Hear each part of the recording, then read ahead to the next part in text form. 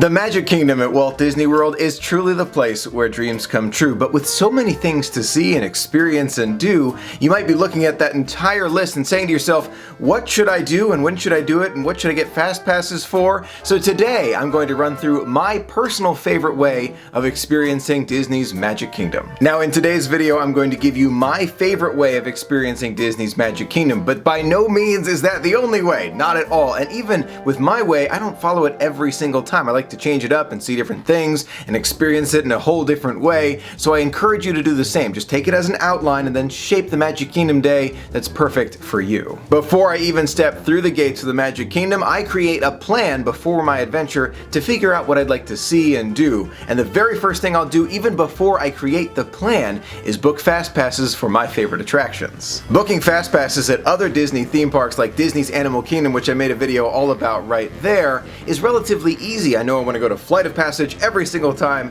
That is the top priority fast pass.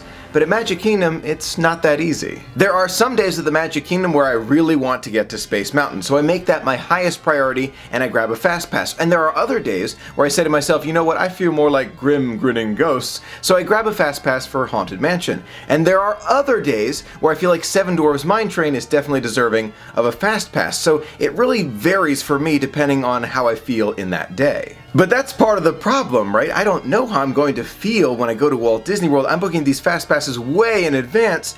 I'm not sure how I'm going to feel on that day. So for me, it really depends on how I feel in the moment of booking those fast passes. Sometimes I'll get it for Space Mountain, sometimes it's Haunted Mansion, sometimes it's Splash Mountain, and sometimes it's the Seven Dwarfs Mine Train. No matter which one of those rides is my highest priority on a certain day, I'll try and get the fast pass for around the noon hour, between maybe 11:30 and 2:15. That's usually when the crowds are most intense. You get a lot of people who are walking around, the heat is very intense from the sun, maybe there's rain, it's hard to know in advance, but I'll book those fast passes when a lot of those crowds are out. That way I'm on a ride when the crowds are at their peak. Now those are my primary picks for fast passes at the Magic Kingdom, but the secondary category usually includes Pirates of the Caribbean, meeting Mickey at Town Square, and maybe the Jungle Cruise. Hello, hi there. Hi Mickey. Yeah, come on in. Great to see you. How have you been? Now if I'm going during a crowded time of year and some of those fast passes that are on my primary or secondary list are already gone by the time I am looking, I might get fast passes for It's a Small World or maybe Buzz Lightyear's Space Ranger Spin. Now that we have our fast passes booked, let's talk about how I like to experience the day. And the very first thing that I recommend, and I do almost every time,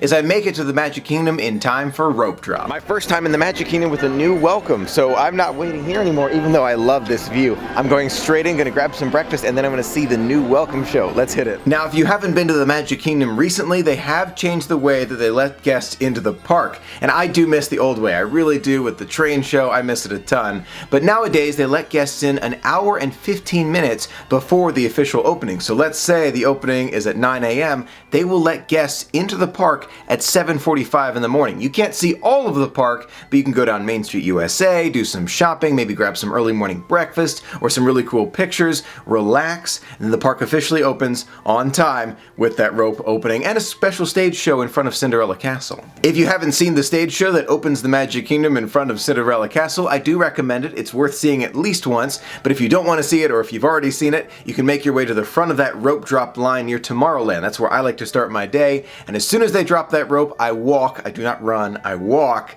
to Space Mountain. One of my all-time favorite rides at Walt Disney World, Space Mountain, gotta love it. Ah, Space Mountain, one of my all-time favorites. It will always have a special place in my heart. Now keep in mind, this video is being made before the completion and opening of the Tron Light Cycle ride at the Magic Kingdom, but once it opens, I have a feeling I'm going to be able to switch between Tron Light Cycle ride and Space Mountain relatively easily. Maybe one day Space Mountain will be my priority, maybe another day the Tron Light Cycle ride will be my priority, but they'll be right next to each other, so it'll be extra convenient to do both first thing in the morning. After that, I want to try my hand at being a galactic hero and save the galaxy from the evil Emperor Zurg on Buzz Lightyear's Space Ranger Spin.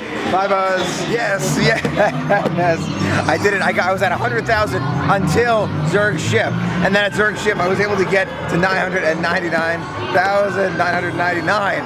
Galactic hero. Now, if you've been on Buzz Lightyear Space Ranger Spin before and you're looking for those secrets to become a galactic hero yourself, I have made a video all about those secret spots, but keep in mind, it is full of spoilers, so spoiler alert even before you click the video. After that, I'll make my way to New Fantasyland, and on the way, I'll either be checking the app or I will look at the wait time in front of the Seven Dwarfs Mine Train. Now, if it's under 45 minutes, I will usually ride it right there and then. But if not, I'll keep walking on past and make my way to the Haunted Mansion. And no doors.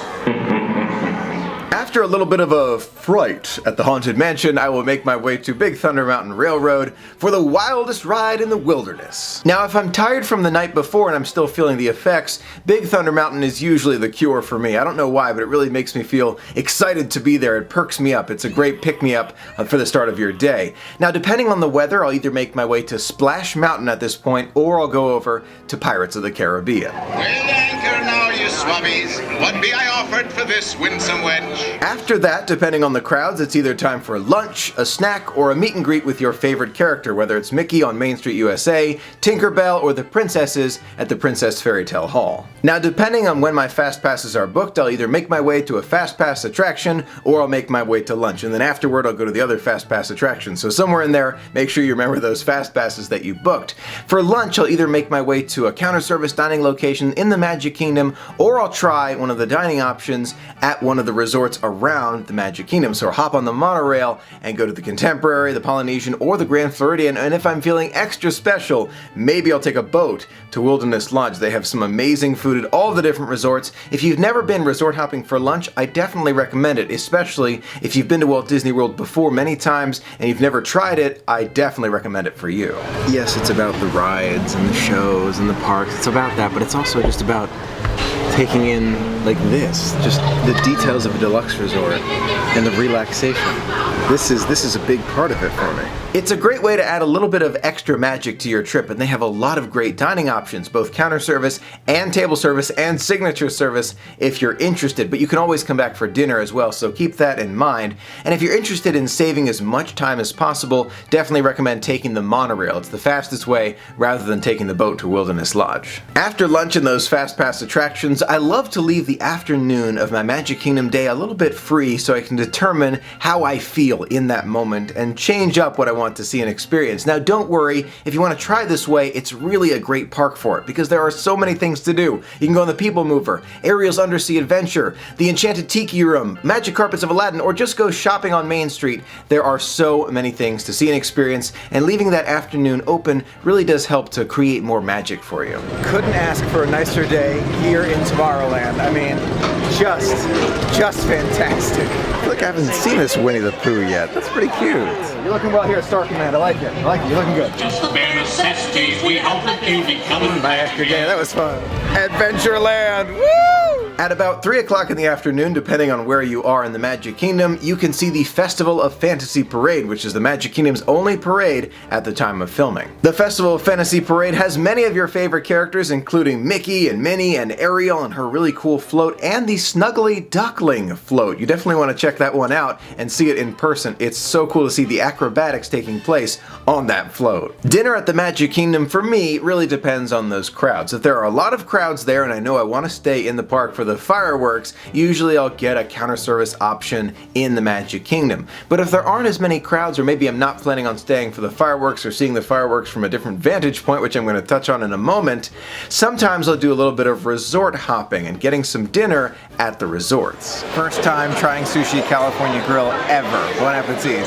I'm telling you, they definitely did not cut a single corner on these on the sushi roll because it is really amazing. It's funny, over the years I've become more and more of a resort hopper. In the past I used to stay almost exclusively in the parks, but over time I've developed this resort hopping love, and it's a great way to experience the best of both worlds, the parks and the resorts. The Magic Kingdom has 2 nighttime shows, and many guests do not know that there is a second show. Happily Ever After is the fireworks show that takes place at the Magic Kingdom. It is a great show, and I highly recommend you see it from within the Magic Kingdom. The projections in the castle spectacle along with the fireworks go so well together. You've got to see it in the parks. It's so good. About 45 minutes after Happily Ever After, you can witness Once Upon a Time, the projection show that takes place on Cinderella Castle. It's a totally separate show and worth seeing as well. It's great. Now, if you're a veteran Disney traveler and you've seen Happily Ever After several different times and you're looking for a new vantage point, I have two recommendations. One is on top of the Contemporary Resort after dining at the California Grill, and it is a little bit more expensive to dine there. So another option is to see it from the Polynesian Village Resort. It's a great view to see it right from the beach or from the restaurant.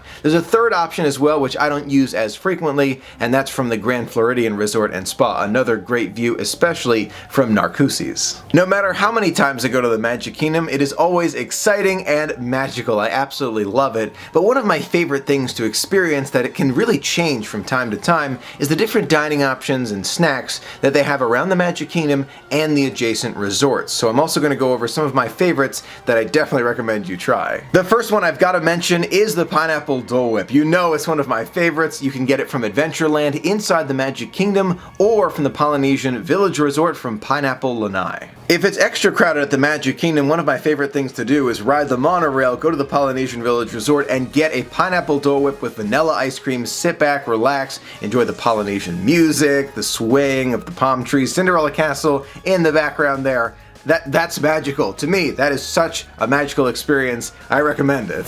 Having a vanilla Dole Whip for dinner is probably not the healthiest idea, but it's definitely the most fun. Now, if you're looking for a treat at the Magic Kingdom that isn't just pure sugar, which is what I seem to get all the time, but you're on vacation, calories don't count, I recommend going to Casey's Corner and trying the corn dog nuggets. They're a great snack for in the middle of the day. Delicious. Aren't they good? Yeah, I agree. They're so good. Now getting back to those sugary sweets, because you know we're at Magic Kingdom, we gotta have those sugary sweets. The cinnamon roll and LeFou's brew from Gaston's Tavern in New Fantasyland is really, really good. I have many friends who would tell me, Michael, you cannot exclude the churro. Don't worry, I will not. The Disney churro is extra delicious at the Magic Kingdom, standing right there in front of Cinderella Castle. You can't beat it. Another protein-filled treat at the Magic Kingdom, which is absolutely delicious, is the turkey leg. I haven't had one in a long time, and now that I'm talking about it, I really want another one, so I recommend it at Magic Kingdom. You can also find them at other Disney theme parks, but they are so good. Don't forget about those Mickey ice cream bars, the caramel apples, the Mickey Pants ice cream. There are all sorts of other great options as well. I could go on and on. You can find more videos about those different snacks right up there at the I button. So many delicious options. Don't be afraid to try something new. After a magical day at the place where dreams come true, I love to end the night with the Magic Kingdom Electrical Water Pageant. As you look out on the lagoon, you can see different animals that appear out of lights. It's really, really cool. And they have different soundtracks that many of us who have been going for years may remember. We heard them as children way back when. So this is a great throwback experience, and there's a special tribute to the United States with an American flag at the end. It's a great way to end the night. So what do you think of the general outline of my favorite way to experience Disney's Magic Kingdom? Let me know in the comments below how you like to experience, what you prioritize, some of your favorite snacks. Do you resort hop? Let me know in the comments below. I would love to hear from you. Thank you so much for being a part of the magic with me. Until next time, have a magical day.